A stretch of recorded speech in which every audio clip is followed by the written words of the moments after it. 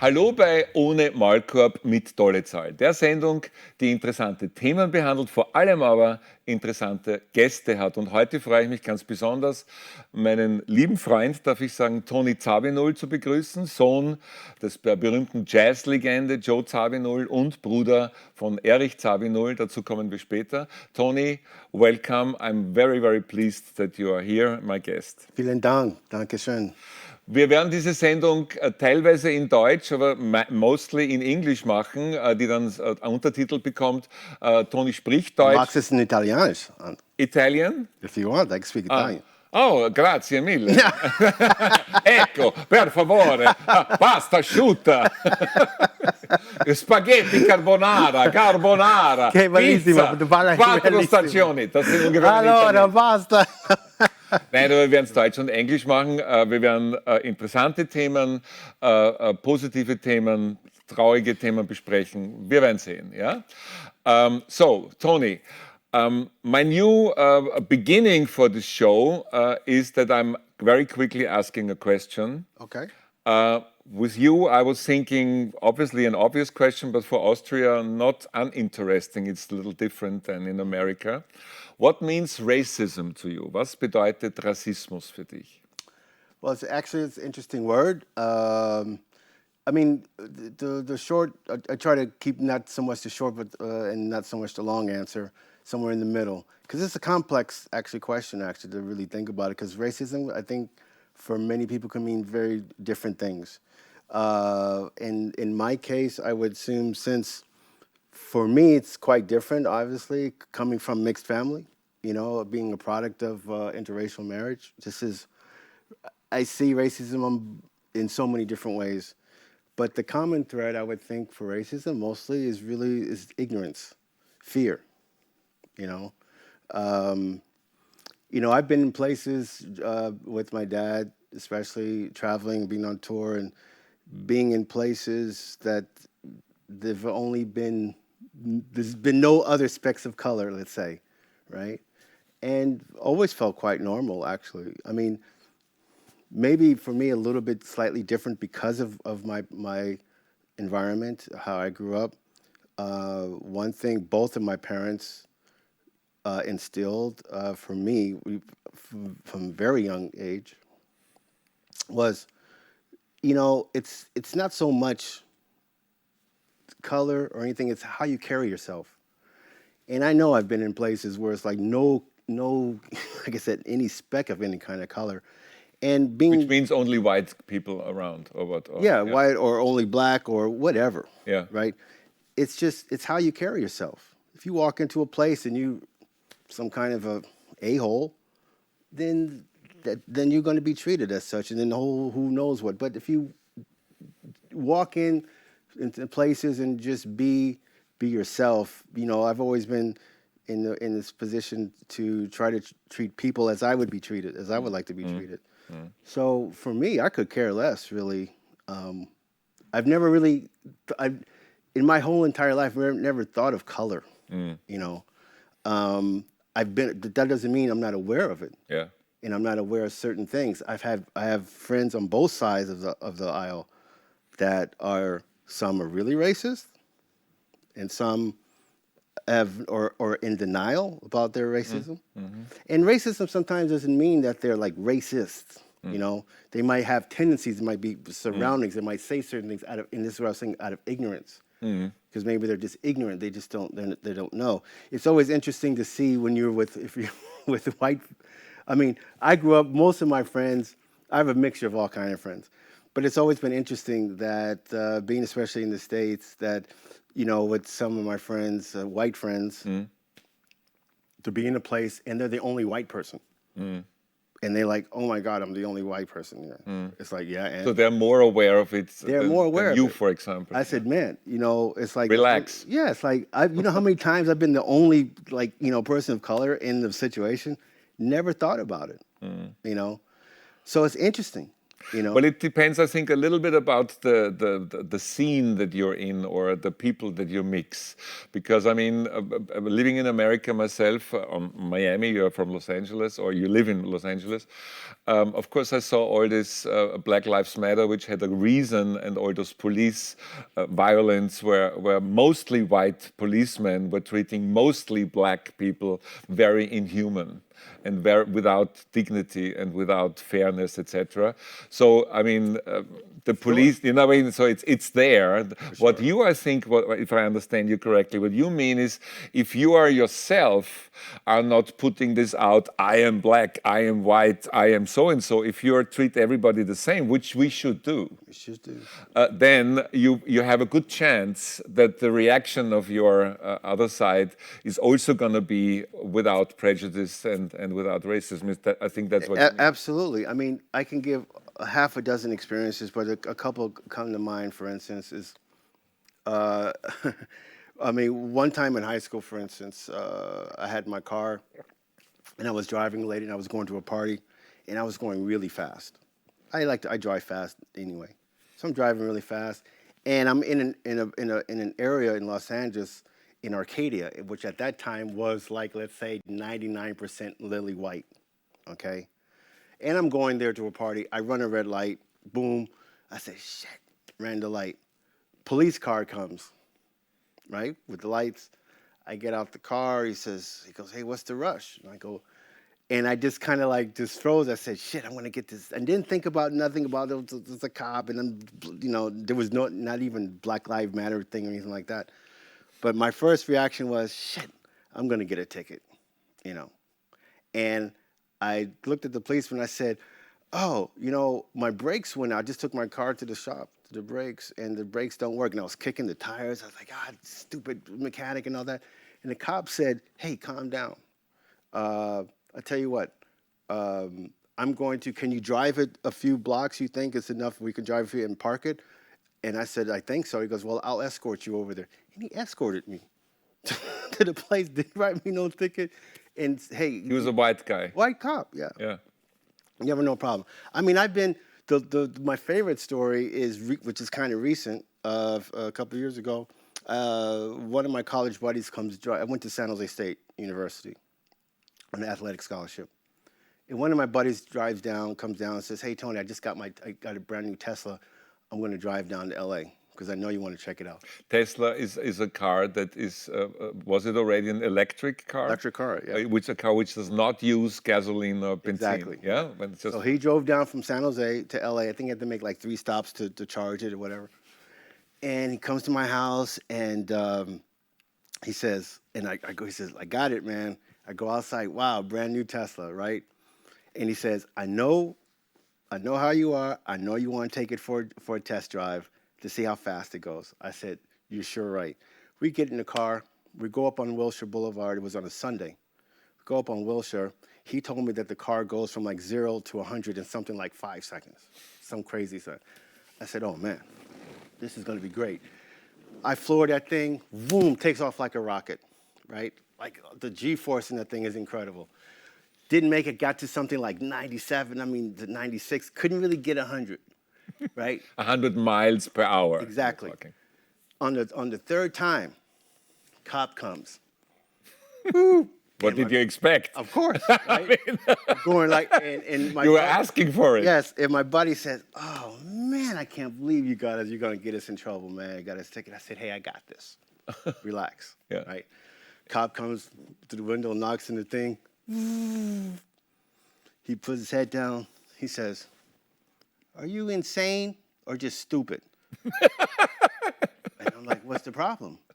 He goes, do you know how fast you're driving this car on the 35-mile-an-hour street? You know how much that ticket is? I said, excuse me, officer. This is not a car. This is a Tesla. And the cop almost wanted to laugh. You could see it in his face.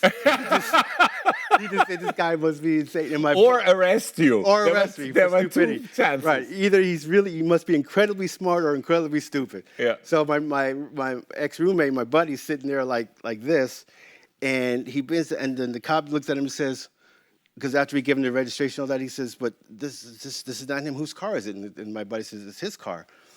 I mean, it's my car." And my wife says, "And you let him drive?" And my buddy says, "Well, if you knew him in high school, you knew he was going to have to drive this car." So the cop said, "Listen, I'm not going to give you a ticket. I'm going to let you go this time." And now there's two black guys sitting in the car in a Tesla. Nothing happened.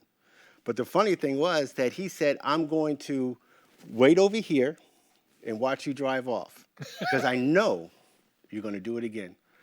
And I said, "Yeah, you're right. You can write me the ticket because I am going to do it again as soon as you're not looking." And he just couldn't believe what I was telling him. He gets back on he was a motorcycle cop, sits on his bike, and he's just sitting there waiting. We're in the car. And my buddy says, "What are you going to do?" And I said, "Watch this. We take off, I vroom, vroom, vroom." And I can see the cop, he's ready. He thinks like, "Okay, I'm going to get these guys." And I take off in the Tesla. 35 miles per hour. No, like 20 miles an hour. Yeah. Like really slow. Really slow. I mean, he could have given us a ticket for actually going too slow. And he followed us all the way to Hollywood. Yeah. All the way to Hollywood.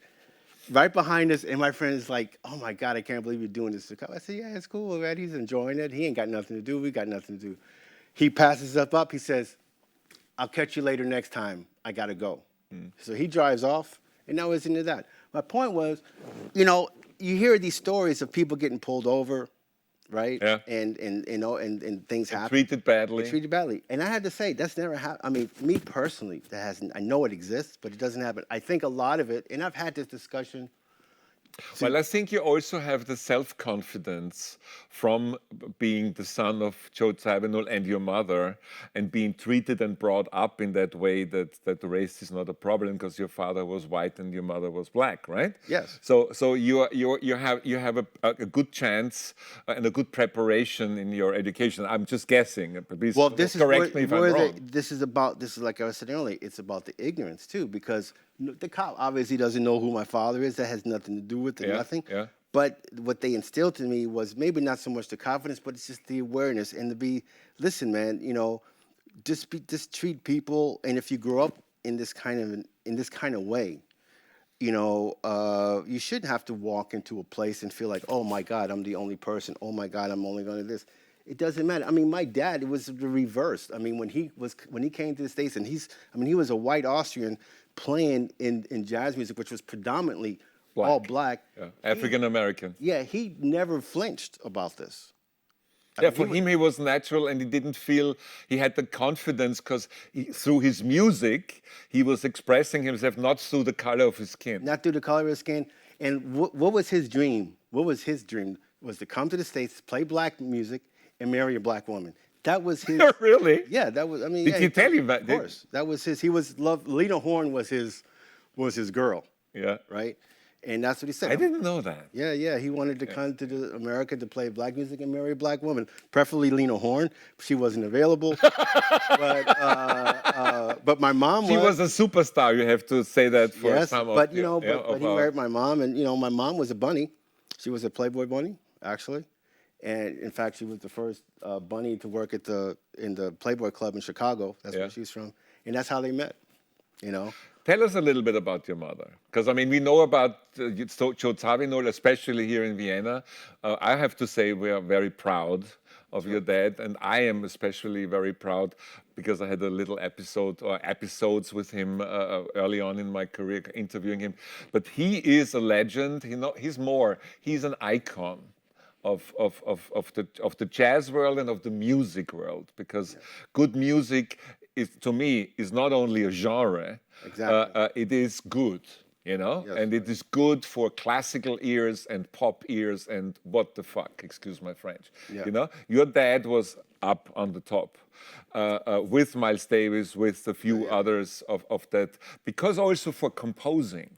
Not only was he a brilliant keyboard player and instrumentalist, which brought him to Miles Davis, etc., but also his compositions and also his not so jazzy compositions are world class. Sorry, I had to say that. Yeah? You're right. You're very proud. You're absolutely right. But how about? Tell us about your mother. That's interesting because I don't get asked that too often and stuff. But my mom we used to joke. in the family that dad was the president, right? But mom was the general. So when she said something, that was it. And it was always funny because when he would say something, he would get mad. It would be almost funny, and the madder he got, the funnier it was. We're talking about Joe Zawinul. Yes, Yeah. yes. I mean, he the famous, home. Yeah. Yes, and he would be mad. He'd get mad, sure, but it would be funny when he got mad. I don't know why. It was just funny. And the madder he got, the funnier we would get, and you couldn't take him serious. And he would even then at the end start laughing. But when mom got mad, she wouldn't yell or scream. She'd just say, "Didn't I tell you about that?" In the low just voice. like that. Yeah. And you knew. That's it. There's no negotiation, That's no talking. Interesting. And it was Does just it like, maybe have to do that she was African American? no, she just had And the prideness of a lot of, I mean, I always adored black women and girls, and I had a few girlfriends, I have to say, who were African American or black. well, once you go black, you don't go back. That's what some of the people say. I'm saying I'm going back and forth, right? I'm very flexible. Well, as you said before, yes. the color of the skin is not. It don't matter. Is It not all the matter. looks the Yeah? same. But I always had the feeling that they were pride girls and pride women. If you are not dominated by, oh my God, my grandfathers were slaves, kind of thing, which also can happen and is there. You are usually, as a black woman, very proud of what you do, and hey, I'm standing with both feet. That's my experience. Might be different in different scenes. I don't know. My mom, it was just funny because, how they met and why they met and got together. There must have been something because they were almost identical in a lot of ways. The only difference was just the color of their skin. That was the only really difference. But their whole thinking, their whole mentality was almost like dead exact on the same page. They hardly even had to discuss things. They would just, those, when you're with somebody. Symbiose, we say. Yeah, you don't have to discuss. They're like one organism. You know what the other's already thinking and how's thinking. Right. And that's how it was. And, with mom, she was... she was very intelligent. She was funny. She was really funny too. But she was, she just had this a certain calmness, and maybe you could say that was a certain, but that didn't come out in that way. It was that she was very relaxed. That's what I'm saying. When she got mad, she didn't get all freaked out and go, I'm so mad. She would be calm, and that was even scarier, actually. Because you knew when the calmer even she got. You say, oh shit, I really fucked up now, because she wouldn't have to do not much, man, and seeing her out and about and around, she was, all people adored her, she was like, she was just one of those kind of ladies, man, and that's probably how my dad. She was very pretty, she was very beautiful, and which helps. Yeah, sure. And I'm sure when my dad saw her coming from Austria and he's there in the Playboy Club and he sees this woman in the bunny suit, probably he said, that's my Lena Horne. I could see that. And she used to tell me. The first name of your mother was? Maxine. Okay. And, all her friends would call her Max. And, she used to tell me, and I would say, well, when you saw Dad, what was that like? She said, oh, he was really cute and charming. He had that funny little hat on, his little Austrian hat, his little square clothes. He looked very square, and but he was very charming. And I said, Dad was charming? It's like, okay, because I was joking. But if he has a crush on a woman, he probably was charming. Sure, but because that was the way to get to her, right? Yeah, but he said, and she said that he talked funny. He had funny accent. She didn't know where it was. Because he had kind of this broken English. What year was that approximately? Like in 58, 58. I was born in 58. Okay. Well, thanks for giving us a little bit of insight. Just funny detail, with my parents, my father was sort of also the president, yeah, and my mother was always the peacemaker. So I would always go to my mom to get something to convince dad, because the first thing would say, no, no, no, no, and you cannot have long hair and you cannot have this and that. And then she says, let's try and so on. Anyway, different families, different roles. Yeah. Now, I have to, first of all, I have to explain why I'm having this shoes, which I haven't worn in quite a long time.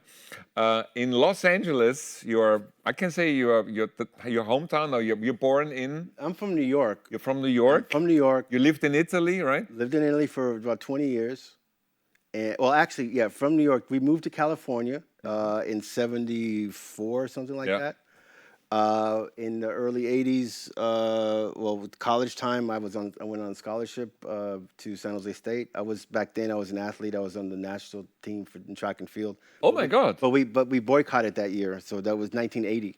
I was California State I didn't champion. know that. Yeah, so yeah. you were, we say Leichtathletik, yeah? You were a Leichtathletik star. You were tracks and field. What was your specialty? Long jump. Oh my God! Yeah, so I was California long jump champion in 1980. We boycotted that year, the Moscow Olympics. Yes, I remember. So you didn't have a chance. Didn't have a chance. Ich wollte nur sagen, also er war ein Leichtathletikstar. I haven't read or heard this, at least in Austria and Germany.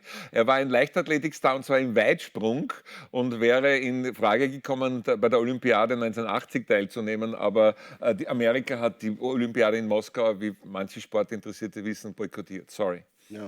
No, actually, that was a real drag, because I had my whole thing mapped out. Yeah, I'm gonna get my medal. I'm gonna be that. Would you have had a chance to get a medal? I would have had a chance that year, for sure. I remember being at the Olympic trials, which was in Mount Sac. Yeah. That year, and it was already known that we weren't going, and it was just. Which place did you do?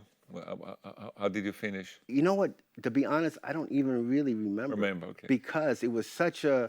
Everybody was like kind of. It doesn't make any sense because we're not going. Yeah, it was like, and I remember Larry Myrick's, who was like one of the top jumpers. He was on the previous team a few years before, and I was there with my measuring thing, and he was like, he knew. He said, okay, he was this young guy. Was like, how old was I? Like 19 or something like that. He says, hey, young buck. Well, what are you even taking care of that? We're not even going anywhere. What are you wasting everybody's time doing that? And I'm looking up at him like, and I said, oh shit, that's Larry Myrick's and shit, right? And I just said, oh, and I felt kind of. Bob Beeman of the time. So Bob Beeman, yeah, he was one of the guys and stuff, and it was kind of a drag. And then 92 moved to Italy. Yeah. Moved there. I was in Milan. Where? Milan. First, I was in Rome first. Yeah, Rome and Milan. Yeah. And then I went to, and you know what? Some people say, man, why there? So you do speak Italian? No, vero. Parlo italiano bellissimo. Oh my God! Because I was bullshitting at the beginning. Ma vai, lo so. Ecco. Grazie mille. Fa niente. Allora, no, and I had, it's funny because I adapted to the Italian thing so quick. Yeah. Much more than. It's a great lifestyle, huh? Yeah, and I loved it there, actually. I really fit in. Food, the red wine. Yeah. The women. Well, the men, the people. It was for sure the women, for sure. And the food was okay, not bad, But Austria is also not bad with food. Yeah. Austria is for sure is also. Is in the top 3. But I was contemplating, because I knew I was going to move to Europe. Because at that time I said, you know what? Why Italy? That was actually by chance. Didn't really have a plan. I knew when I was, this is funny, quick story. So I knew I was going to move to Europe. This was in the early 90s, right? And then one day I'm at the gym working out. And next to me over there was these 2 girls working out. And they were talking, right? And I wasn't really paying attention. But the one girl said, So in Greece, there's France. And I said, huh? France is in Greece? And she went on, and I'm like, and then afterwards, I said, excuse me, did I hear you right? Did you say France is in Greece? And she said, yeah. So where's Paris? And she said, well, you shouldn't even be in people's business and da-da-da. Boss, you shouldn't play the boss here. And I said, you know what? I'm done here. I've had enough of LA, man. The thing when they say La La Land and Bubbleheads, I've had enough. At that time, I had this agent who was my music agent. I said, look, man, I'm packing. I'm going to go to Europe. He goes, well, where? And he says, Tony, you know, it's if you leave here, we're just now getting things going. You're starting to get some gigs, you know, doing production, music production. Yeah. If you leave, then you know how LA is. It's if you're Yeah. gone for 1 month, it's like, you know. I said, I gotta go, man. I can't take it here anymore. You know.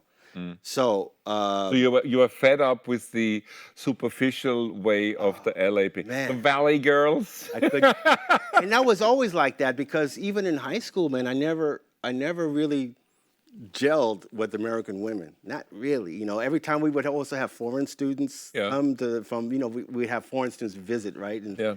and I remember the principal would say, yeah, oh yeah, we have a guy. So, get Tony. Tony's the international guy. He'll take guys, some people from China would come and they would hardly speak English and they talk China, didn't know nothing what they were talking about, right? But I would take him, but I was that guy in high school, to take the foreign students around, right? But I never always felt like didn't fit in on the American side too much. Guys, yes, it was different. It was because of sports and all that and music. But with women, I just always felt a little bit out of place for some reason. I was always more comfortable around European women. So I knew, I said, eventually I'm going to move to Europe. Boom. Now here I go. I'm traveling around. I thought, actually at that time, I thought I was going to either end up in Paris or in London. London. Not Vienna. No, Vienna. I came here so many times. I love Vienna, but Vienna was kind of like too close to home. It was like I wanted to be able to go there without having to feel the pressures of things, right? Independent. Yeah, just like this is my place of like cool kind of like calmness and familiarity and you know all that kind of stuff. So when and I say, yeah, but you know, London, man, everybody speaks English there. What's the difference, really? You know, might as well stay in the States. Paris is cool. I always said in London, I like London apart from the people, the food, and the weather. Well, that's what I said. That's what I said about Paris. I lived in London for 3 years. Okay, Yeah, I mean, the Queen time. Yeah, but I mean, I love Paris. Yeah. But I said, but the Parisians, if Paris would be cool if it didn't have the Parisians there, then it would be cool. You know, it would be a totally Paris without the people who live there. Yeah, right. Like if it was like, because my favorite city in all of France is Marseille, right? That's my favorite, and Marseille and Toulouse. That's my favorite city. Anyway, was there And then you went to California's. No. I was doing the backpack trip thing. You know, I had my keyboard. The only thing I had was a backpack and the keyboard. You were a musician at the time. Yeah. I come from the now drummer. you're a filmmaker more. But I'm kind of both. I still do Okay. both. Both Okay. my jobs are on both. But so I was taking the train from I was in Stockholm, and I called home to check in, and my dad said, "Hey, why don't you? Where are you?" And I said, "Well, I'm in Stockholm." He said, "Why don't you go to Italy? Go to Rome because we have a friend of mine from Sony Music lives there, and you could talk to him. Maybe he can help you." And blah blah blah. So I take the train from Stockholm to Rome. Long train. Yeah. Right?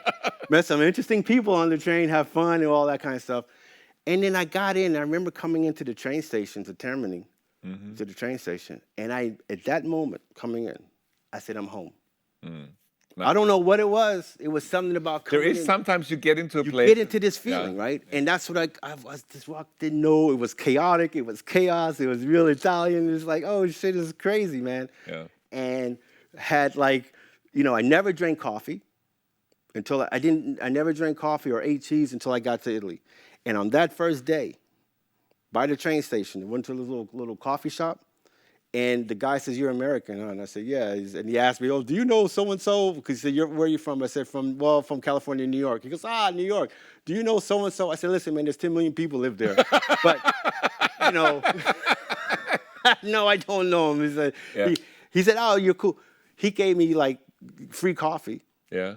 Because I'm American. I had something like 10 espressos, man. Oh my God. I was so... Your heart was going to I was so wired. I said, oh man, this fucking place is cool. I gotta call all my friends. And at that time, there was still no cell phones, no internet. So you had to put the coins in the machine. Yeah. And I said, oh man, I gotta call my buddies back in LA, man, and let them know what's going on here. Because also in the bar, I couldn't believe. All the Italian women that were in the bar, I couldn't believe it. How many beautiful How women really there. beautiful. Because usually you see one or two, but I said they're in packs here. And the guy told me, he said, oh, and because he looked at me, he said, Italia, Ragazzi. belladonna, Belladonna. belladonna, veramente. And I said, I don't know what you said, but it sounds like something like beautiful women to me. And if that's what you said, for sure. Yeah. And he said, do you want the card America? You want the card America? I said, yeah, I want it. And he gave me the card. I called. I said, man, you won't believe what, I'm just here in this coffee. Tony, slow down. Are you on Coke or something? I said, no, man, I just had like 10 cups of espresso. I said, like, you had It's espresso? the same thing as cocaine. They said, you had espresso? I said, yeah, man. I'm like going all over the place, man. He Yeah. said, dude, calm down. Yeah, So I'm telling relax. the story. And it was great. And then I'm just there, and, trying to get things going. But everybody was like, it was coming from LA to do that in Rome. It was like so, everybody, tranquillo. No, domani, Tony, faccio un appuntamento domani. Tomorrow we'll make the appointment. I said, well, why make the appointment tomorrow when we're right here, right now? Right? I couldn't get to that. You're too troppo presto. You're too fat. You need to go to Milan. And that's when I ended up in Milan. In Milan, okay. But now you live in Los Angeles. Yes. Great story. There is a reason why this big Z is in front of here on our table. Well, first of all, the shoes I have on because these are the shoes when I went the first time to collect the Grammy. First time? Yeah, in Los Angeles for a Miles Davis and Quincy Jones documentary. That was that at the Kodak Theater? Huh?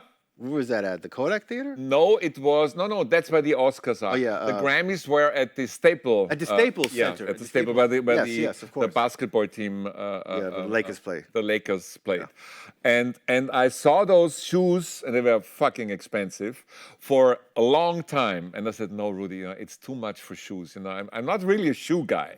I usually had sports shoes and what have you, but then I learned from women that that's one thing that women also look at. Check out the shoes. Yeah. First of all, your hands, but also, of course, but also what kind of shoes is this guy? Because it tells a lot. Anyway, so I said, okay, for the Grammys, the shoes must be on, and then I almost missed it because I was driving with wie sagt man, navigation system, and it was sending me in the wrong direction. Los Angeles driving. I never drive again there. I thought, I drive, I have a rented car and blah, blah, blah. So that's that. But the set is much more important than my shoes. It's the awards that you give away for quite a few years, and tell us about this award. Oh, yeah. So It supports young people who are creative and do something special. Yes. Also es ist ein Preis für junge Leute. The prize is usually for Austrians to go to Los Angeles and for Americans to come to Vienna. Exactly. Or something like that. And please tell us. Yes. So this stuff through the Joe Zawinul Foundation that I founded and started. You are the president or the creative director and the founder. Yeah. But also of the trust of your dad, right? You're taking the executor. Okay. Yeah, executive. Yeah, executor of the Zawinul estate. This came out of something that I said, okay, one thing to be the executor and to be the one responsible for all that stuff, but I said there's got to be another way I could do something to honor my parents, both parents, and I said, okay, all right, I'll create a foundation. Didn't know nothing about no foundation. So had to talk to a few people. I have a few friends that work at Autism Speaks, which is a huge organization, foundation. And they said, oh yeah, Tony, contributed. You have to do this, you do that. I said, okay, and did all that. And then out came the thinking to do the foundation. But then what happened, the interesting thing was then my the partner here I have here from the Joe Zawinul Musikschule, which is in Gumbolskirchen. Die Joe Zawinul Musikschule in Gumbolskirchen. Which I proudly titled and have the rights of, I call GPK. Yeah. Okay. I even have a T-shirt, GPK, the Joe Zawinul School of Music. Which teaches or which? He's the chef of the school. Okay, Yeah. the director of the school. But what does the school do? So it's just it has also Hauptschule there too, but they do the music lessons Okay. and they have all this kind of stuff. So Good. a few years ago, before I did this, I walk into the school there to school, and Andy Tiebener, and I asked Andy. We walk in and I said, Andy, this is the Joe Zawinul Musikschule, and he says, yeah, and I said, oh, that's cool, but how would I know that actually? And he said, "Ich weiß es nicht." I said, "Okay, we're gonna put some stuff here and we make a display." Of Joe Zawinul. Yes. Some memorabilia or exactly things that remind people of. Yeah, so when they walk in, they see the hall, and they say, "Oh, okay." And then out of this, I said, "Okay, now we have this. What could I do to support this?" Okay, we'll create the foundation. Okay, so I started the foundation. Okay, now we do the foundation, but what do we do in the foundation? It was a step-by-step process. And then you created the award. Then we created the awards, and I thought at the time, oh, it would be cool to kind of somewhat, slightly as best we can, kind of emulate a little bit of the path of my dad. So especially for the Austrian students. So the Austrian student, when they would win, if they win the award, they get to come to Los Angeles, like my dad did, right? He actually to New York, but still come to America. From Austria to USA. Right, and through their music, To broaden the horizon. to broaden the horizon, to network, to experience outside of their little bubble, outside of their comfort zone, as I call it, right? Wir in Österreich sagen, über den Tellerrand schauen. Ja? Exactly. And we did the same thing for the American student, where they would have the chance to experience the great stuff that Austria has to offer, right? And through that, we thought maybe they would be able to mingle also, right? And What kind of young talents you're supporting? Is it all different? It's with the music exchange, and it's because it's grown, but the music exchange program in particular, it's kids from I think you can apply from 12 years old is the youngest to the oldest to 20. So 12 to 20, any kids, any style. We've had heavy metal, classical, rock, pop, dancers, pantomimes. We've had crazy people in the past, which is all cool, right? But it's not. I mean, I know some people say, "Oh, but I thought it was jazz." So it has nothing to do with that. It's just music. Like my dad say, music is music. So to apply for this, they just apply. They send a video, and we judge them just on the video of the performance. There's categories, and the person with the most points wins. I would suggest, because you have great trailers and everything for also to how apply, but what this is, that we look at a very quick, at a short description of both the foundation and the SED award in one of your beautiful trailers, okay? Okay. Good.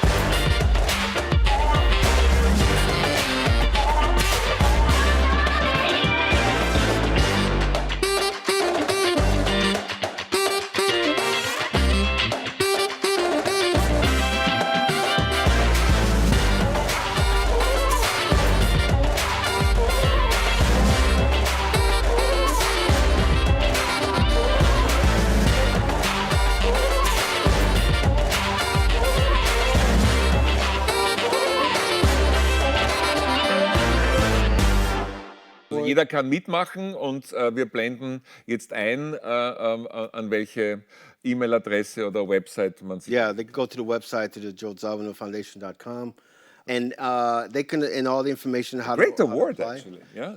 Yeah. It looks like this is for this year's winner, who is 2021 award winner, first place, performing arts. Joe Zawinul Music Exchange Program presented to Laura Hailey. Yes. Yeah?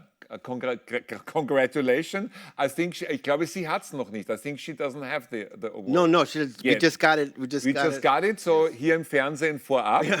Liebe Laura, aber bald auch physisch. Ich kann nur sagen, es fühlt sich super an. It feels great. Yeah. No, congratulations to Laura, but congratulations for inventing this. Yeah, and we're really happy with this. And also in particular this year, we just launched which I've been always wanting to do as a filmmaker, to have a part called the creative video, right? and we Oh, that's this one. that's yes, Okay, that's this yes, one. Yeah. and the Wiedersehen yes, won the winner of the 2021 Creative Video Award. Great. yes. Nice. So because music and film has always been a big part of my life, and I wanted to do both, right? But the whole Z Awards it's something different. It's not like the typical, let's say, award, competition thing. It's not even really about the competition so much. It's also a personal growth.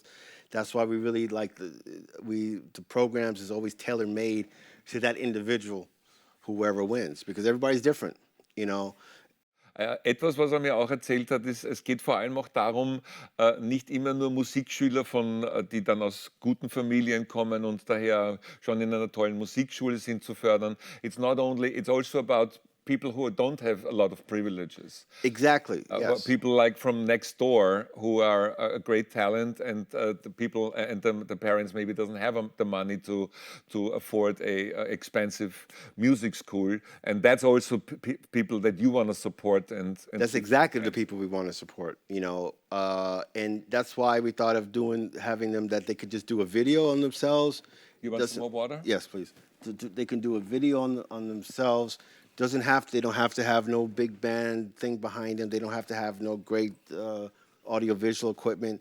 It's like you can do it with your smartphone. Your smartphone and whatever instrument you play, because the true talent will come across no matter what you're doing, right? Absolutely. And that's why and then there's 5 categories you get judged on, right? And through this has come what I didn't expect and never really planned on, actually, is something for me very special. A lot of these kids from the beginning, when I started this, I had no idea really what I was doing and what I was getting myself into. Not really. But what happened is, from the first time up till now, is I've gotten very kind of close with a lot of the kids. And I'm in touch with them. They send me their thing. Hey, Tony, we're just about to do this. Can you take a listen? What do you think? And on some of the kids who I feel like they're really talented, they have something, I've introduced them to my lawyer, who's taking care of their first. We have a couple. We have or one in particular, one artist, Lucas Real, who came through the foundation. He's known now as Lou Asriel. Very proud of him because hooked him up with my attorney, so he can make sure they get the right deal at the right time. Because that's whole part of the experience, where they can have the opportunity that once they an introduction into the into the business music as world, well. and it's not a shitty experience. Yeah. Right? Because we both know that the entertainment world is not your friend. No. That's a good way to say it. Yeah, and that's why it's called music business, show business, for a reason. Yeah. And what I do is try to facilitate, to help them on their journey, on their path, and to watch them grow up from 13 years old. And some of them now are like 24, 25 years old. Yeah, it makes me feel older for sure, because I feel like, when am I going to grow up? But that's a good question. Yeah, hopefully never. Yeah, because I'm the real Peter Pan, I feel like sometimes, Yeah. But the thing really is how much I've been inspired actually by them too, and how much they keep me. What comes back? Yeah, and how much they keep me having to stay on my toes and Sure. stay, relevant and stay. Oh, okay, because as they're growing up and they include me in their growth and in their development, which I'm very honored actually and very humbled by it. And I always say, hey, I'm not here to try to tell you anything. It's your thing. I can only open the door. I can show you some. Even when they come, the Austrian kid, when they win and they come, they would stay at my house, and I would do like sessions with them, one-on-one sessions, and we'd be in my studio, and we'd do a listening thing, and I would take them through like from the 60s, 70s, 80s of different types of music, all kinds of stuff. And some they were like, wow, I never even heard of this and stuff, and like, and because I thought it would be important that they have a background and understanding. Then we do some recording stuff, but it was always more about, hey, I don't care if you're doing polka music, if you're doing whatever. Nobody does the music you want to do better than you if it's yours. So just do it. You know, that's what we encourage with the foundation. Na, ich muss nur sagen, kurz auf Deutsch, das ist eine ganz großartige Geschichte. Wenn Sie jemanden kennen, einen junges Talent, männlich, weiblich, ganz egal, welches Genre, Pop, Rock, Heavy Metal oder gesagt tanzen, was immer, einsenden, mitmachen, ich finde das eine tolle Sache. Super. Before we talk about your brother, which of course we have to do, wir müssen auch über Erich Zawinul sprechen, der leider heuer 53-jährig an Corona verstorben ist. Bevor wir dazu kommen, möchte ich noch kurz über meine Experience mit deinem Vater, mit Joe Zawinul sprechen. I have to talk about my experience with your father, because when I was young and had long hair, I still have some, in 1970s, I did a program called Ohne Maulkorb, like this, but it was with little music films. And I interviewed Joe Zawinul. Ich habe Joe Zawinul interviewt in Wien, in Vienna, in the Konzerthaus. And in this interview, he had his bald head and I had my long hair. That was not the issue. But he said a sentence that I remembered until today. Er hat gesagt auf Deutsch, warst, also because he said warst, der Muhammad Ali hat mit 13 gewusst, dass er Weltmeister wird. Ich hab das auch gewusst, sagte Joe Zawinul. Muhammad Ali knew when he was 13 that he's going to be world champion, and Joe Zawinul, knew this also. And that was the line which everybody remembered in this little film. Now, what your father didn't know is that I always was trying to do. It was just an interview, and I could get some footage from the Montreux Jazz Festival. But shortly later, Wayne Shorter with Miroslav Vitush and Ayrton Moreira were playing also in the concertos, and I said, great, these are musicians who used to be in your father's band. So I interviewed them, and they were telling a lot of good things, but they also had one or two critical things to say. I interviewed Miroslav, I know. Dude, you know them. Du kennst sie, you know. Yeah. So then, a few years later, Joe Zawinul back comes into the Konzerthaus. I am again backstage, but maybe looking a little bit different. And he talks to the promoter. Sagt zu dem Veranstalter, wo ist das Dolezal, Arschloch? Where is this Dolezal asshole? Die meine Ex-Musiker interviewt hat. And I was standing in the very room, And I said, well, it might be good not to introduce me. And I went out. But he was furious. I'm not even sure whether he saw it. But some people told him, he was using your interview and da. But so sorry, but I had to. No, of course. Is that something that sounds like your dad?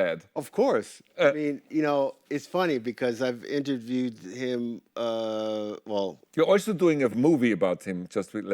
More than one movie. You're working on a couple. You're doing one which is called The American Dream. Yeah. It's just on him.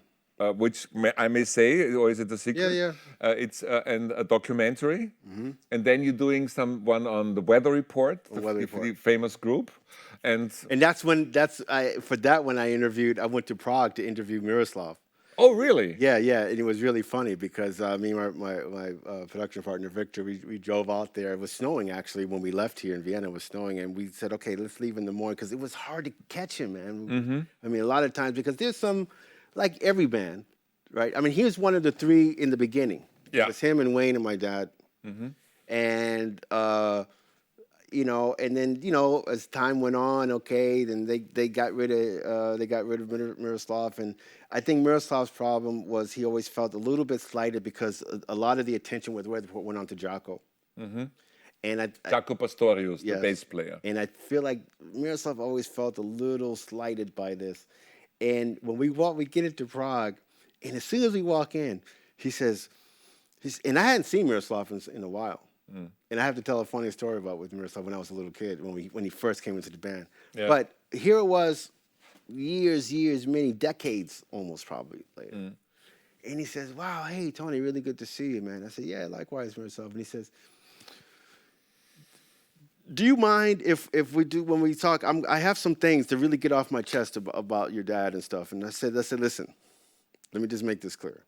This is a film about weather report. I'm totally fine with whatever you want to say, because whatever you're going to say, I'm going to check out anyway. Half the stuff I might already know, but I'm going to check it out. And if it fits the film, I'm not here to try to whitewash anything. You can say what you want. Say what you want. Yeah. He says, yeah, but it's a little difficult because, you being the son, you're doing it. I said, yeah, but just say what you want. It's fine. I'm totally fine with it. And he gets and he does his thing, and he says a couple of things, but he's talking to me like I'm in the room, right? He goes, yeah, Tony, were you there? I said, okay, Miroslav, cut. When we do the interview, though, they don't have to bring me in. Just you don't have to bring me in. Yeah, just. Well, those might be a nice, charming element. Well, it maybe, but it was getting a little too much. I let him do it for a while. Sort of focus. Yeah. Yeah, I want to stay out of it, but stay focused. I mean, sometimes I could see if it's part of the thing, but when you're just kind of overdoing it now. Yeah. And he went on for a while. He was really, and I said, and I had to cut him again. It was funny. I said, Miroslav, you know what? I understand that there's some things you want to get off your chest, and that's fine. But let's also talk about the things you did do in Weather Report. Mm-hmm. How about that? And he said, the good things that happened in Weather Report. Right? Because don't you want to be remembered also about that? We only talk about negative shit here, man. Yeah. Yeah. And then he stopped. Good point. Good yeah, point. And he was like, fucking Zavinuls. See, I'm just saying, man. I'm just saying, right? But it was funny because I had to say this real quick little story. When I was about 10, quick stories. You are the only person who talks more than me, which is great. This is a show that. Okay. But when you say just quick, then okay, darlings, it's gonna take another hour. 007. Hey, you had the hint. You know how I was rolling when we met the first time, right? Hey, no, please tell the story. I'm real quick. So when I was about 10, growing up in New York, Miroslav comes to the house. Yeah. Right. And this is the beginning days. Miroslav Vitush, and he was one of the founding members of Weather Report. He comes to the house, and I'm about like 10 years old, and my dad wasn't home, so my mom set him up in the living room with some wine and stuff like that. And I come in, and he's like, "Hey, Tony, how you doing?" I'm like, "I'm good, man." And he goes, "Hey, you want some wine?" I said, "What is that? I've never really drank that, but yeah, okay." Was your mother in the room? No, she was. So he gave me a little wine, and he said, "It's like grape juice or something, right?" And I drank wine and the other. And then after a few 10 years old? 10. Oh my! And then after a few slugs, right? Yeah. My mom sends me to the store, to the butcher shop, to get some meat because she was going to prepare dinner when my dad got home, and they were going to have dinner. And so I'm walking to the store, and as soon as I walk into the store, it hit me. Oh wow! Woo, woo, woo! I was like, wow. So you had your first Rausch. Yeah, I was like, wow, what is that? Der erste Rausch mit 10. Yeah, I was like, Not wow, bad. what is that? So the guy gave, because my mom, in those days, those are the days when the people would call the butcher shop and, hey, I'm sending my kid to pick up. Could you have this? And I just would go, I'd pick it up, and I'm walking back to the house. As soon as my mom opened the door, all red, and she goes, "What happened?" And I was like, I had wine with Miroslav, right? And she just like kind of lost it and stuff. And to this day, can't drink wine because of it. Oh, really? Even in Italy, all the years, 20 years. I stopped drinking alcohol, but I mean, I used to drink a lot of red wine. I have now something like close to 600 days. No, I decided to make a complete stop. You were part of a film that I did for Austrian television, ORF, which is called Dolezal, ich bin positiv. Dolezal, I am positive. You were so kind to be part of that, an interview. First of all, because I wanted your opinion in, but also because, unfortunately, it's a different film about Corona. It's more ein filmisches Essay. It's more about mankind and what we learn, but it has some real experiences in it, and one of it is that, unfortunately, your brother, Erich Zawinul war ein wichtiger DJ, Konzertpromoter, Musiker, Cook, yeah. Great cook. Great cook.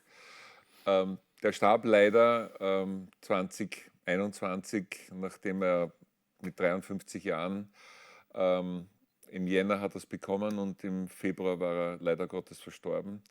Please tell us how did this change your life? Sorry for No, switching, but It's cool and stuff. I mean, it's you know, when my parents passed away, because they, you know, my dad in 2007, and the reason I'm going is because Eric's death triggered a lot of this stuff. But 2007, my, you know, my parents passed away. My mom first in July 26th of 2007, and then my dad September 11th, 2007. So basically 6-7 weeks difference, you know. We knew my mom wasn't going to make it. That was clear. With my dad though, this was a shock. But being the oldest, you know, and the responsibilities having to deal with, for me I was caught up in the responsibility, and my life changed like overnight, because I was living in Italy, doing my own stuff, working as a filmmaker and doing production music, had nice life, you know, and then that all had to stop, like boom, and a lot of things suffered because of that.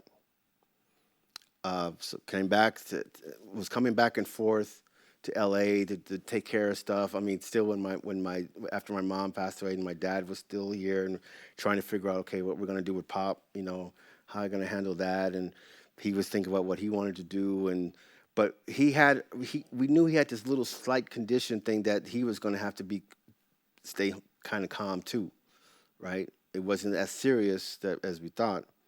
And when it became serious, then it was like, I mean, he went on the road, you know, up till the last minute. And in one way, I'm really glad that happened, because, I mean, by the time when my mom passed away, I was at the hospital. He was on the road. He was there with the band and my brother, Eric. And I was there in her final moments, holding her, took her last breath. I called my dad right after that, and I could hear in his voice, it was just really silent and calm. And then he said he had to go. I said, okay. And we talked back and forth. I took care of all the aftermath, the funeral stuff, which she didn't really want. She wanted to have a easy out exit thing, right? Took care of all that, and then all the other stuff having to deal with. And then when his day came, that was, you know, Eric called me, and we knew after the tour, because Eric called me then when the tour ended, hey, Dad has to go into the hospital. I said, okay. We just finished basically doing the cremation of my mom, basically. And I said, okay, I'm going to be coming out in next week. And this was the funny thing, because when I said I'm going to be coming out next week, it's the same thing would happen with Eric. So Eric called me and said, Dad is gone. He's gone. Yeah. And I was like... So there was no next week? There was no next week. And I was just like, okay. And, yeah. And then, you know, then you see the shit on the news. Your dad died of? Well, he had a rare skin cancer. Okay, that's enough.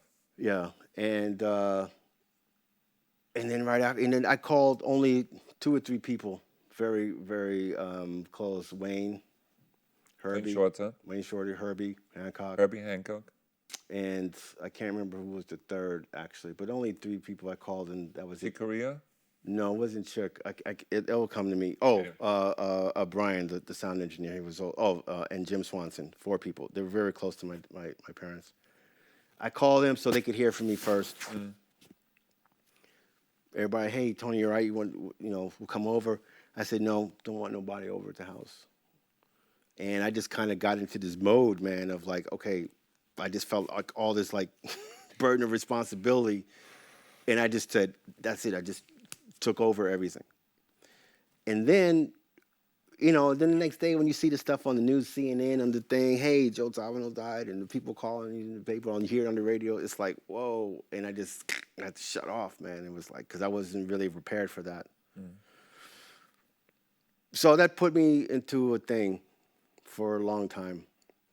Fast forward now to Eric's thing. 2021. 2021. Eric and I were very close, and 5 years difference in age, borderline of, because if you get to 8, 9 years, then it's a different, you're this whole different thing. 5 years, it's borderline, but we were Meaning old, that you're close enough to be in one generation. And yeah, and similar interests and stuff. similar interests and things, and we shared a lot of the same friends, and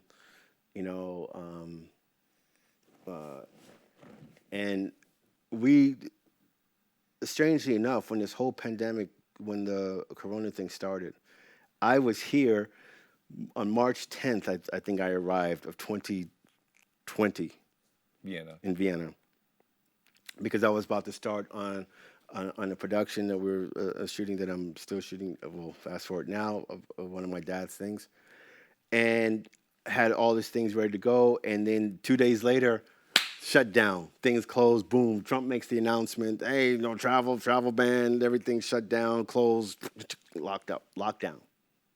And Eric was really the only person I saw, right? And he was staying. I would stay at this apartment house over in the 5th off of Stumpergasse in Gubernatorsstrasse. 6th District. And his apartment was there, and I stayed around the corner. And we would just go back and forth and hang out, and we would talk and stuff like that. And he was very, at that time he was, with the gloves and mask and disinfected, and he was really like, okay, concerned. And disciplined. In the back of my mind, I wasn't really thinking about too much of it, because I was trying to still figure out what the hell is all this going on with the corona. I'm not sure if I was even taking it that serious in the beginning. So Eric was taking it more serious than you, for sure. Probably. Okay. Yeah, for sure he was. And I was stuck here, kind of. I wasn't worried about it in the beginning too much, because I was going to be here 3 weeks anyway, 3.5 weeks. When the shutdown happened and the travel ban, they were like, hey, well, how are you going to get out of here? And I was thinking, like, well, no big deal, Plus, I saw the things on the video on CNN, all the crowds of people at the airport. I said, well, if I don't have corona right now, for sure I'm going to get it there. Being stuck in the thing, like with 1,000 people from all that. So I said, I don't need that. I'll wait till all that goes. I'll go whenever they say I can go. I'm in here in Vienna. I'm in lockdown. Just to explain, America had a lockdown, so people couldn't go in, and before that lockdown was in place, a lot of Americans came from all over the world and were packed on the airports, like Chicago, Los Angeles, New York, everywhere. Like no distance, no masks, no nothing. No nothing. Thousands of people. Thousands of people, man. Yeah. Which was probably a super spreader event. And I said, for sure, I'm not going to do that. So I said, I'm cool where I am, right? Because I'm totally cool. So finally, I'm able to leave. It was sometime in April. And the morning I left, we had the mask on. I even have that photo we took together, and which was I didn't think, but that was actually our last photo together. I leave. He comes with me to the airport. Stay safe, all this stuff. He says, hey, man, do the video vlog of your travel to get home, because to get home, it took me almost 3 days to get home. Because they canceled flights. I had to stay overnight at the airport. It was insane. That's a whole another show. Another program. Another program. Yeah. Okay. And then after that, we just stayed. We did the Zoom thing, or we were on WhatsApp talking all the time and stuff.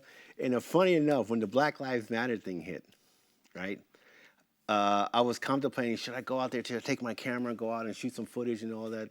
As a filmmaker, you felt responsibility to document. Yes, but at the same time, I was also concerned. I don't know if I want to do Corona high times, right? I said, okay, screw it. I'll put mask on. I'll just I'll try to stay as far away as I can from people. So you were out there filming? I was out there filming. Now, I'm standing on I text Eric, hey, I'm about to hit the streets, man, to go shoot footage. I'll send you some clips. I go out there, I'm on Hollywood Boulevard, no, on Santa Monica Boulevard in La Brea, right on the corner. And they had a line, double row of policemen with the guns out. And I have with my camera, and I'm just walking. I mean, I'm like closer from the table to you. I'm that close with my camera. Phone rings, right? Eric. And I pick it up. I'm looking. I have the camera like this on the police guy. And I pick up the phone. I see it's Eric. I go, and I hit the speaker by accident. And he goes, "Black Lives Matter, bitch!" And the policeman is like, look, because you can hear it. Everybody can hear it. Oh, my God. And I'm like, oh, shit. I go, Eric, I got to call you back, man. I'm like right here in the shit, man. Right? Okay, where are you? I said, I'm right here. The policeman right in front of me with guns and shit. I got to call you back. He goes, oh, man, okay, call me back. So I get back across the street. I take a little snapshot of it, and I send it to him. He goes, oh, snap, that's crazy, man. Well, be careful. Da, da, da, da, da. Be careful because of Corona. Be careful because of Corona. Be careful, don't get shot.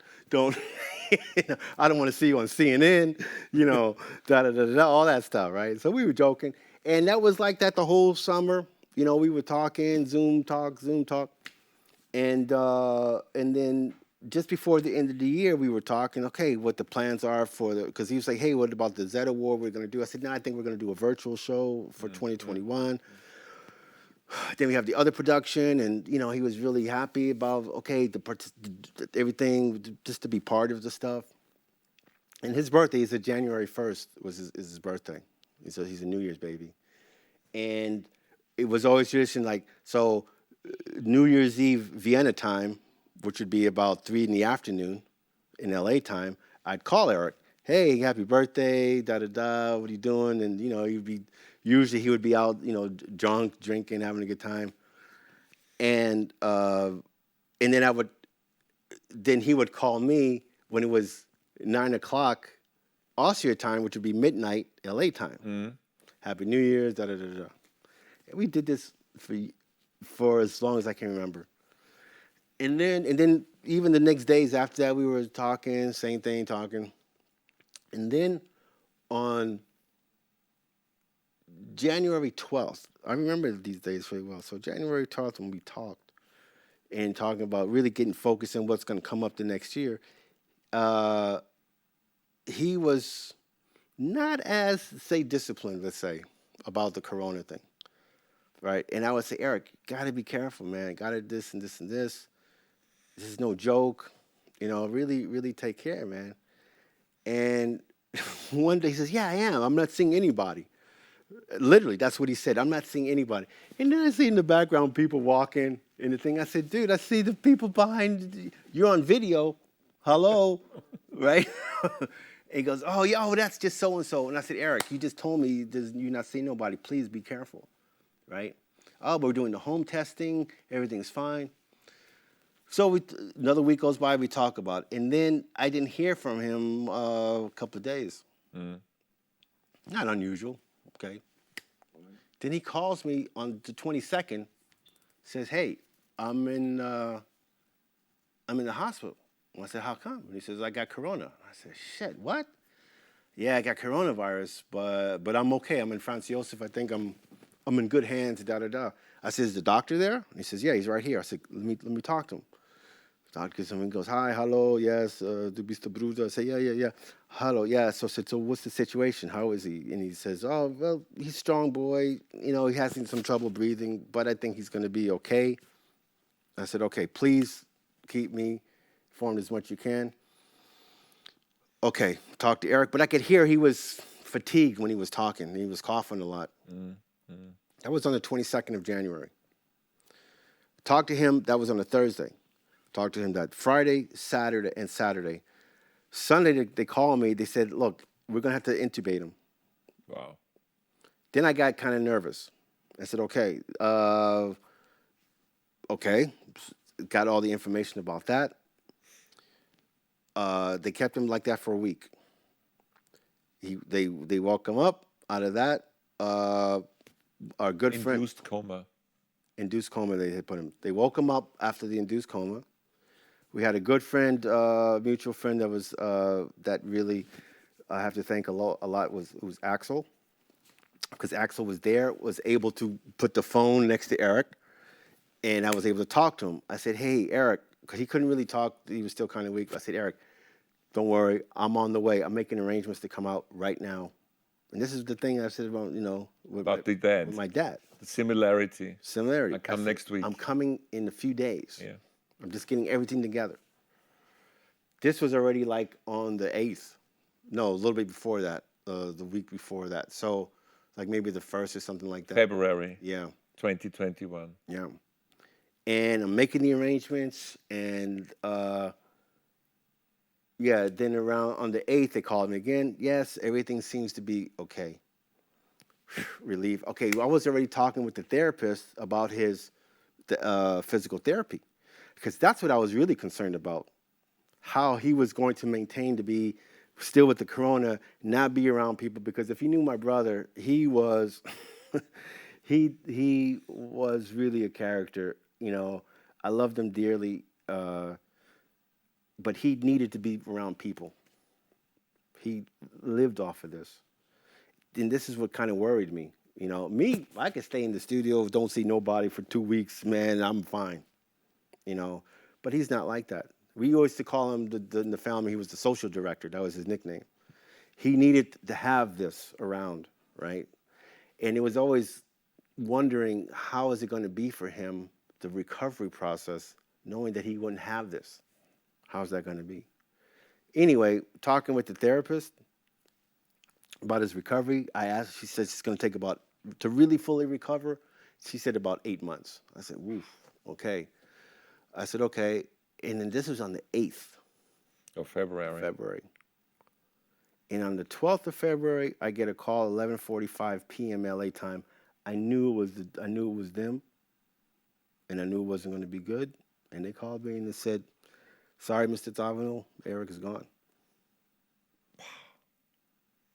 And I think I just like froze. I just was like, my body started shaking, and I just froze, man. Because, I just thought at that moment, damn, I lost my little brother. And Eric was the one we would talk about.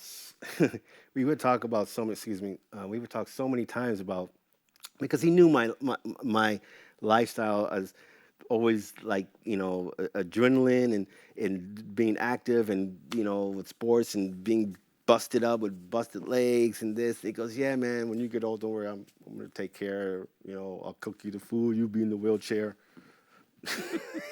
I'll be, and I'll make sure you're okay. And we would joke about that all the time. Like, you're gonna be the one all busted up, but don't worry, because you're gonna eat good. Because I'll make sure you're gonna be fine. And we joked about it, but there was a big part of me that felt comforting about this, because I knew Eric would be there, and not that I wasn't planning no early retirement, Yeah. but just knowing that my little brother would be there, but just wasn't meant to be, I guess, man. So when that happened, it was just like, wow, and it's still now even. I mean, I haven't even. The 5th district where he lived for many years, man, right? I can't even go over there. I can't even go there yet. I haven't even been there, and I don't want to. And we just got on how do you call it, the stone, on the gravestone. Like, we would go there and visit my parents. So, and sometimes I go twice, because I would like to go sometimes also by myself. And, both of us, when we would go together, we would, like, talk to my mom and dad, and, yeah, this was At the grave. at the gravestone. And then I would go by myself, because I needed that time for myself. And I just got the photo a few days ago of, now they have his name on the thing. And I don't know when I'm going to be ready to go over there to see that. I mean, I want to go because I feel like out of responsibility, but I don't know yet. I don't know. I know what's going to happen, but I don't know if I'm really prepared for that. It's so final, right? And Yeah, it's so final, and I know I have to kind of let go, man. But when you lose your parents, that's one thing, but your brother, especially if you're close with that's another issue, man. That's like you really feel like this is life. Life is really short. I mean, Eric was 55. He was 55. Boom, boom, boom. It's like, and so full of life, I mean, he was definitely. I mean, when you meet him, if he was here right now, if we was doing this thing and he was here right now, you knew he'd be here, and he probably would take over, and I would be fine with it because it was funny because he always wanted to be the star. He is the guy, the extrovert. I'm more the introvert, and but it was fine because we would be together, and I let him do the show, and I would just sit back and listen and listen and watch, and he'd do his show, and he had many shows, and I don't mean on air. I'm talking in real life. He was a funny guy, and and well loved, and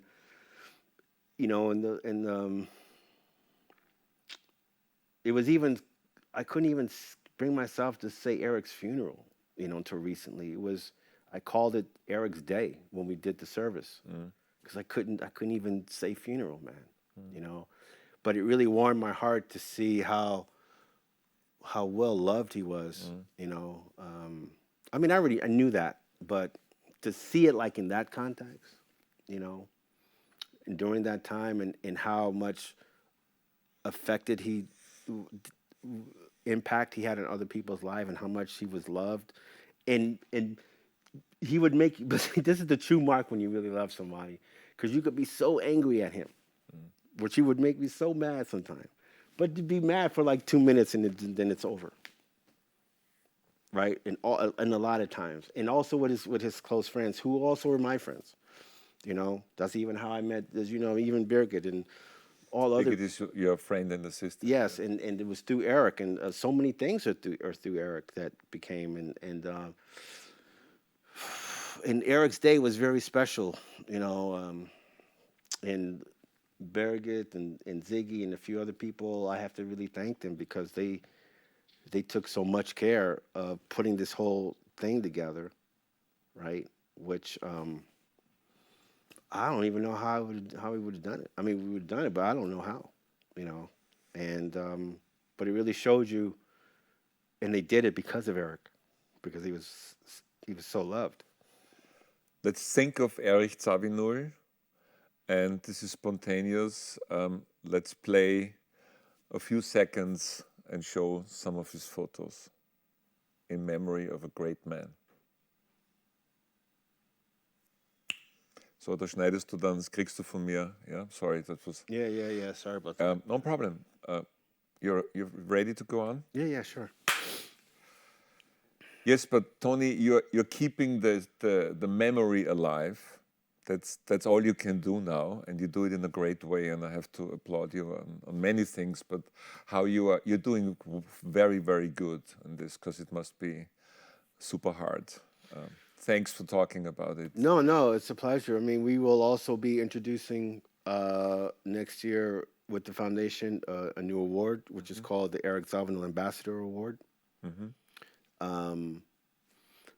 And we will just, which is a great way to always keep him. Yeah. And he always wanted to be in the spotlight. In the spotlight. Yeah. And now, and I mean, we joke about it. I said, now Eric is really famous. He would have loved this stuff. He would have loved it. And, but he was a legend in his own mind, as I joke with him a lot of times. But no, Eric will definitely be remembered. I mean, Vienna was Eric, and Eric was Vienna, and I wasn't sure how I was going to feel coming in this time. I mean, last time when I came in March, different because different circumstances. I was kind of numb, trying to but the real test was how it sinks in later. It sinks in later, and how I was going to be now coming in, because usually so many things would have transpired with Eric at this point, and and that's never going to be again, right? And this time coming in, when I came in this time, this was a new chapter. This is like a new chapter in my life, in how I think it will affect me. Is all I really try to do is really try to appreciate really those moments, whether they're with people, with friends, because like I said in my eulogy, you never know what's around the corner, man. You don't know. But what you do know is how you're going to react when it does happen. I mean, that's what my dad told me when I was a little kid. And I used that in my eulogy because I used to say, I don't know what he's talking about. What do you mean? What's around the corner and how? But I know now, and all I can do now is think about what's important. And Corona has something to do with this too. It's just all funny how sometimes these things come around. Because Corona was also like another way to kind of step back and reset and figure out what's important. And is it that necessary? Is it that necessary? Is it necessary? Do I need to get freaked out about that? Really? Mm. Is it that important? Is it worth it that I could lose this or lose that? Even worth the energy. Is it worth the energy? Is it worth you could use for something positive? Positive, or even spending time. Or constructive, or whatever. Constructive meaning also spending time with people, not saying, I was joking about with another friend of mine in Vienna who's also Austrian, and we always joked. We said, yeah, we would see each other at the Austrian functions, right? Mm. And we'd always say, let's get together. Let's do something sometime, get together. And the last time we did that, we said, you know what, let's stop this. Because we've been saying this for years. Mm. And we never meet for lunch, nothing. And finally we said, okay, come over. I told him, okay, come over to my house tomorrow. And he said, I have some appointments, but you know what? I'm going to cancel them. I'm coming over to your house tomorrow. And he did. And we laughed because we said, and we were so glad we did that, because it would have been the same thing. Mm. I mean, it was like that with Eric too on one thing. And I'm so glad actually it happened, because and that's one of the things I was saying. He would make you so mad. Mm. This is like a few days before he called me to tell me he was in the hospital. So we're on a Zoom, and he says, hey, what are you doing? And I said, well, it's the usual. I'm getting ready to start work, in the studio here. He goes, you still have those tequila bottles? Because he worked for Padre Azul. So when he would come to L.A., he'd have these little bottles, which is a tequila, a high-end tequila. And he had these bottles. And I said, yeah, I have the bottles. And he says, is there stuff in it? I said, sure, I don't really drink, man, And he was astonished that there was stuff in the bottles, right? I said, yeah. And he goes, open one up, man, and let's have a slug and have a toast. I said, Eric, it's 10 o'clock in the morning here. I'm getting ready to start my day. It's evening for you. He goes, come on, don't be such a fucking square and have a toast with your brother, man. I said, okay. Man, I'm so glad I did that. Oh, my God. Because I didn't want to do it, because I knew I had a busy day. Mm. And this is what I'm talking about, Corona, man. This is what I'm talking about. This whole thing really changed also for me. Slowly, but it's changed because I got the tequila. He's on Zoom. We drink one, have another. By the time he finished, I was drunk. and right when I was drunk, I was like, shit, man, I'm fucking buzzed. And he goes, hey, man, I got to go. I said, you fucking asshole, man. It's like, what am I going to do now? I got to go to sleep because I'm so drunk and shit, right? You got me fucking drunk on Zoom. Yeah. Right? And he goes off and, and when I look back, man. You're happy that it happened. That was our last, that was our last drink. That was our last thing like that. Had no idea what was coming around the corner, man. Like the famous Joe Zawinul said, you never know what's around the corner. Tony, thank you so much for sharing all these great stories, opinions, etc. with us and with the viewers. Danke vielmals, lieber Tony. Es war mir ein Vergnügen. It was a pleasure and an honor. and also in honor of your dad and your brother. Thank you very much for coming. It's my pleasure, Rudy. Thank you. Anytime again. Ich sage danke vielmals fürs Zuschauen. Das war eine ganz spezielle Sendung ohne Maulkorb mit Dolezal. Unten eingeblendet seht ihr, wie ihr mir folgen könnt an Insta, Facebook etc. etc. Auch gibt es die Musiksendung Rudi Backstage jeden Sonntag und ich sage am Schluss wie immer, danke fürs Zusehen, bleiben Sie gesund, stay safe and stay human, bleiben Sie auch menschlich und love and respect.